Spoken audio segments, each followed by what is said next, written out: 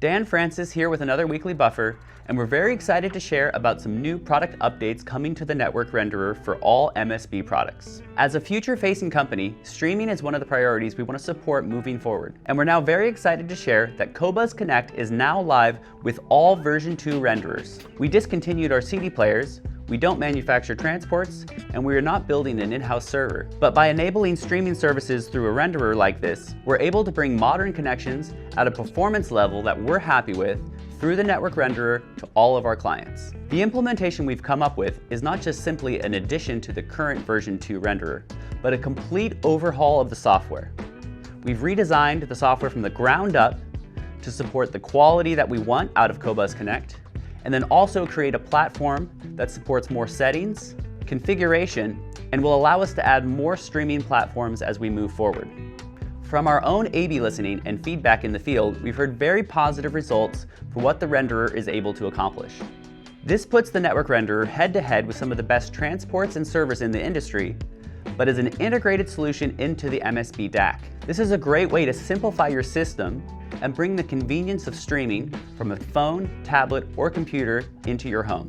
As mentioned, this update is already live, and hundreds of renderers have already updated to the new firmware automatically. If you have a network renderer and you want to make sure it's updated to the newest firmware, power it on, leave it connected to the internet, and idle for at least 30 minutes.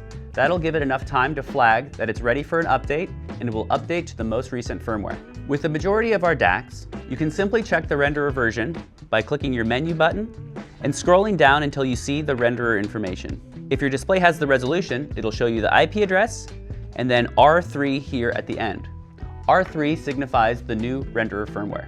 If you have a network renderer powered on and connected to the internet, it'll already be working with Qobuz Connect. So simply launch the Qobuz app and then select your output devices. Here you will see the name of your MSB DAC, and underneath it, it'll say Qobuz Connect. By selecting this, it'll let you take direct control over the network renderer. Here you can play, pause, skip tracks. You can also select different file formats as available. And then to change the volume, simply click the volume button of the remote, which will bring up a volume control option and allow you to toggle through the volume steps, or slide the slider for major changes. The volume will slowly respond if you slide the slider to prevent any sharp changes in the volume of the music. This is to help prevent, if you slide the volume all the way to max, it arriving so quickly it might blow out your speakers. It'll give you some time to respond and adjust accordingly. So just out of the box, this will simply work with a Qobuz subscription right off the bat. But there are a few more advanced settings that are available through a network browser. So I want to take a moment to show you those settings for those who have multiple DACs on the system or want to customize the name of their outputs. So for example, here in my outputs, I have Daniel's office DAC, and then we have the MSB listening room. So we're able to tell between the different renderers on the same campus. In a home with multiple MSB DACs, this will allow you to name which location it is, or if you just want to customize the name.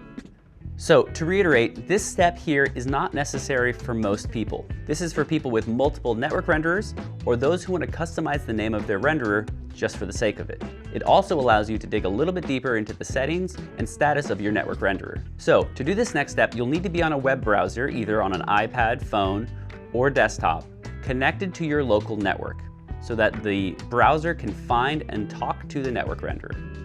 So here, I'm going to type in under the URL MSB tech.local. This will bring up a new web interface that is run on the network renderer. This will be showing you local information about the renderer and have a list of all the devices on the network. So here you can see we have the MSB listening room and Daniel's office DAC. So if I click on Daniel's office DAC, it will give me some information about the device. It'll show me the firmware number, status, IP address, also the DAC model, and other information. Now at the top we'll have a couple menu items: home, audio, system, devices, and a language selection. So if I go to audio, it's going to show me what's currently playing, and it'll allow me to actually control some of that information. So you can change the volume from here on a web browser, you can skip tracks, play, pause, etc. Now if you go to system, this is where you can change some of the settings. So we'll have status, settings, firmware, about, what's new, and license information. So under status, you'll get just generic information about your network and the firmware. But if we go to settings, this will allow us to change some of the behaviors of the renderer. So right at the top, we have nickname. And this is where I was able to name this renderer uniquely to my office. We can also select the time zone. And then here we have the update section. It'll be default to automatic updates, and there is a time window setting here that will allow you to change when the renderer looks to do updates. So after it hasn't played music for a certain amount of time and is powered on, it'll detect that it is idle, and then it'll go fetch new firmware and install it. This feature is to help it so it does not interrupt playback. So you can extend it from 15 minutes to an hour or even 2 hours if you leave your renderer on for longer durations. But we want to make sure your firmware consistently gets updated with bug fixes and stability improvements to improve your experience overall. If you make changes on this window, make sure to hit save to update the renderer's memory. Now under firmware, we're going to have the option to upload files manually. So this will just be for beta testing or other kind of troubleshooting that we're doing with new features, and not something most users will need to worry about. If you're having difficulty, we might need you to download your diagnostics from this webpage as well to help troubleshoot any issues. The rest of the tabs will just have some general information about the renderer, like what it supports, recent updates and bug fixes, and then finally, license information. If you select the devices menu at the top, it'll allow you to then switch to another renderer on your network and make changes to it as well. This is just a starting point for what this software is going to be able to do, but it's a great starting point as we move forward with implementing new features and capabilities in the DACs. This update is breathing new life into MSB DACs, and we're so excited with the sound performance we're able to achieve. This is streaming without compromises. It's all the convenience we've always wanted, but with no drawbacks. If you get a chance to listen to this, we would love to hear your feedback on the MSB forums. We'll start a new thread there and have discussions of what people are finding with different file formats and different performances from their renderers. That will also be a great place to report any bugs you find while using the new firmware, which is going to help us continue to improve the experience for everyone.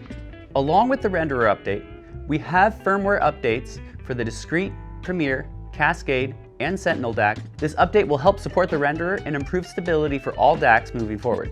It's highly recommended to do this update now. If you haven't had a chance yet, please subscribe, because this is going to be the best place to stay up to date with future updates from MSB. So in the meantime, enjoy the music, and we'll catch you in the next video.